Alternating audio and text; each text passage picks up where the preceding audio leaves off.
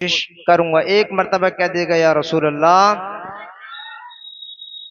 نعمتیں بانٹتا جس سمت وہ ذیشان گیا، نعمتیں بانٹتا نعمتیں بانٹتا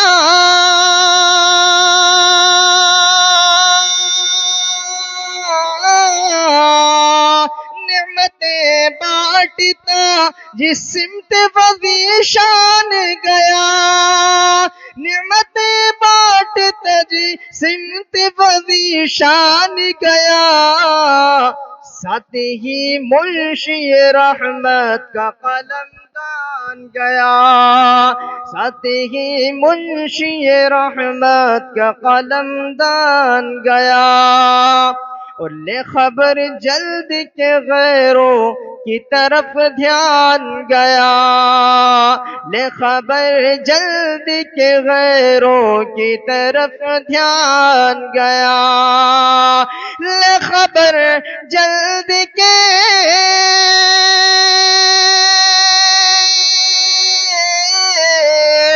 لے خبر جلد کے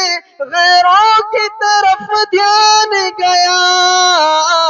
میرے آقا میرے مولا تیرے قربان گیا، میرے مولا میرے آقا تیرے قربان گیا، نعمتیں بانٹتا جس سمت وہ ذیشان گیا، اور آج لے ان کی پناہ آج مدد مانگ ان سے، آج لے ان کی پناہ آج مدد مانگ ان سے۔ اچھا ایک چیز بتا دوں، یہ کلام اعلیٰ حضرت ہے، علماء کرام کی موجودگی میں عرض کر رہا ہوں میں کہ یہ کلام اعلیٰ حضرت ہے، اسے سمجھنے کے لیے کم سے کم 10 سے 12 سال بڑی محنت سے مدرسے کی دال کھانی پڑے گی، محنت سے، تب جا کر کے اس کا تھوڑا بہت حصہ سمجھ میں آئے گا، ورنہ تو یہ کلام اعلیٰ حضرت ہے، اچھے اچھے مفتیوں کی جو ہے سروں سے گزر جاتا ہے، تو اس کو سمجھنے کے لیے سمجھ میں آئے تب بھی سبحان اللہ، اور سمجھ میں نہیں آئے تب بھی سبحان اللہ۔ کیا دو ایک مرتبہ؟ ماشاءاللہ یہاں کے آدمی بہت اچھے ہیں، اور واقعی دل خوش ہوتا۔ ایک حدیث سنا دی اسی چیز، اس روایت کو حضرت امام مسلم رحمۃ اللہ تعالی علیہ صحیح مسلم کے اندر آپ نے بیان فرمایا ہے، اور اسی کو علامہ نبوی رحمۃ اللہ تعالی علیہ نے ریاض الصالحین من کلام سید المرسلین کے اندر بیان فرمایا ہے، اور متعدد محدثین اکرام نے اس حدیث پاک کو اپنی اپنی کتابوں کی زینت بنایا، سبحان اللہ۔ آئے وہ حدیث پاک کیا ہے؟ میرے اور آپ کے آقا جناب محمد رسول اللہ علیہ السلام ارشاد فرماتے ہیں الطہور شطر الایمان والحمد للہ تملأان او تملأ ما بین السماوات والارض او کما قال علیہ السلام الی آخر الحدیث۔ مختصر جو محل اجتہاد ہے وہی پڑھ رہا ہوں، اس کے علاوہ نہیں۔ آقا نے ارشاد فرمایا کہ طہارت نصف ایمان ہے، طہارت آدھا ایمان ہے۔ اگر بندے کی طہارت اچھی ہوگی، اگر بندے کی طہارت ہوگی تو وہ قرآن عظیم کی تلاوت بھی کرے گا، بندے کی اگر طہارت ہوگی تو وہ خانہ کعبہ کا جو ہے طواف بھی کرے گا، بندے کی اگر طہارت مکمل ہوگی تو وہ رب کے حضور جا کر کے نماز ادا کرے گا، سبحان اللہ۔ تو اس معنی کر حضور نے فرمایا اور اپنے غلاموں کو پیغام دے دیا کہ میرے غلاموں گندگی میں رہنا تمہارا کام نہیں، بلکہ تمہارے نبی کا ارشاد ہے کہ طہارت آدھا ایمان ہے۔ اور قرآن عظیم پارہ نمبر 2 کے اندر اللہ رب العزت ارشاد فرماتا ہے ان اللہ یحب التوابین ویحب المتطہرین، کہ اللہ تعالیٰ پاک رہنے، پاکی حاصل کرنے والے بندوں کو اور توبہ کرنے والے بندوں کو اللہ محبوب رکھتا ہے۔ تو ہمیں پاک رہنا ہے۔ اگر کوئی مسائل ہم سے نہیں آتے تو یاد رکھو بڑی قسمت کے ساتھ ایسے مفتیان کرام ہمیں ملتے ہیں۔ انہی مفتیان کرام کی برکت ہے کہ آج میں آپ کے سامنے موجود ہوں۔ حضرت ماشاءاللہ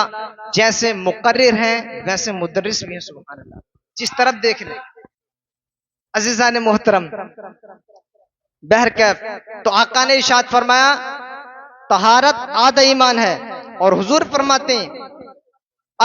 سبحان اللہ والحمد للہ تملأان، حضور فرماتے ہیں کہ جب بندہ مومن ایک مرتبہ سبحان اللہ یا الحمدللہ کہتا ہے تو حضور فرماتے ہیں کہ جو پلڑے میزان بروز حشر قائم ہوگا، اللہ ایک مرتبہ کہنے کی برکت سے اسے نیکیوں سے پر فرما دیتا ہے۔ اور دوسری الفاظ یہ ہیں او تملؤ ما بین السماوات والارض، حضور فرماتے ہیں یا زمین و آسمان کے درمیان کا میرے غلاموں جو خلا دیکھتے ہو، جب ایک مرتبہ رب کی پاکی بیان کرو گے تو اللہ جل شانہ وہ ایک مرتبہ اس کی پاکی کرنے کی بنیاد پر زمین و آسمان کے خلے کو نیکیوں سے پر فرما دے گا۔ ایک حدیث اور سنا دوں، کیا دو سبحان اللہ کہتے رہو، یہ بھی نیت کے تعلق سے نبی رحمت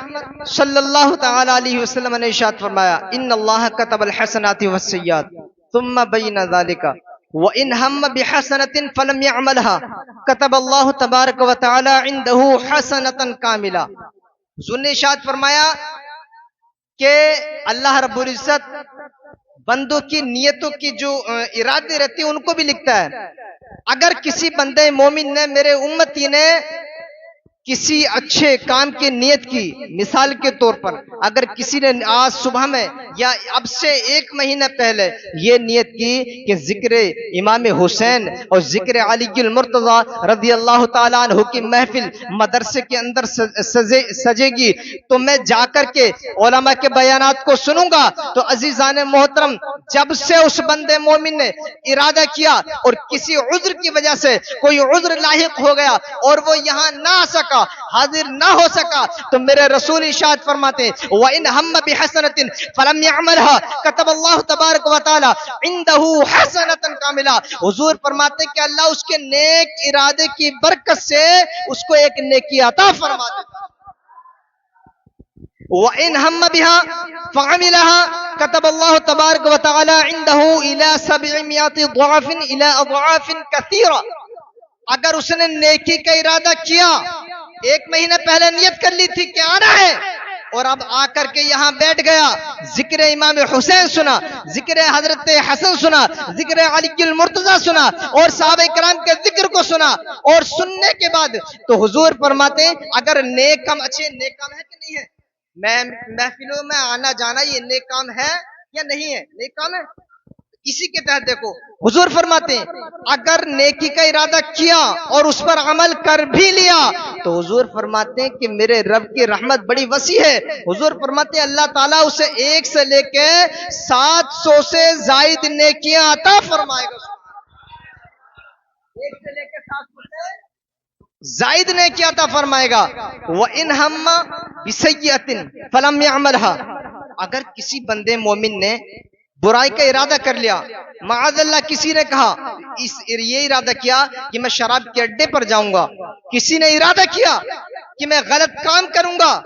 لیکن اس کے دل کے اندر کا خوف آیا کہ لوگ مجھے دیکھیں یا نہ دیکھیں، میرا باپ مجھے دیکھے یا نہ دیکھے، لیکن میرا پروردگار مجھے دیکھ رہا ہے، میرا رب مجھے دیکھ رہا ہے، اور میرے رب کا فرمان ہے ان بطش ربک لشدید، کہ تیرے رب کی پکڑ بہت سخت ہے۔ اس گناہ کو اس بندے نے رب کی خشیت اور رب کے خوف سے ترک کر دیا تو میرے رسول ارشاد فرماتے ہیں کہ اللہ تعالیٰ اس کو اس گناہ کے چھوڑنے کی برکت سے ایک نیکی عطا فرما دے۔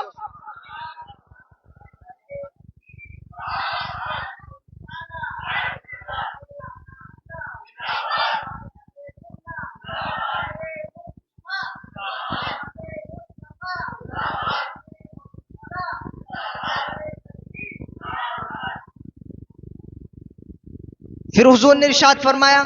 وَإِنْ هَمَّ بِسَيِّئَةٍ فَعَمِلَهَا كَتَبَ اللَّهُ تَبَارَكَ وَتَعَالَى عِنْدَهُ سَيِّئَةً وَاحِدَةً، اگر اس بندے نے برائی کا ارادہ کر لیا اور برائی کا ارادہ کرنے کے بعد اگر اس پر عمل بھی کر لیا تو میرے رسول ارشاد فرماتے کہ اللہ کتنا کریم ہے، کتنا رؤوف الرحیم ہے، اللہ اس کو ایک ہی برائی عطا فرمائے گا، ادھر نیکی کا ارادہ کیا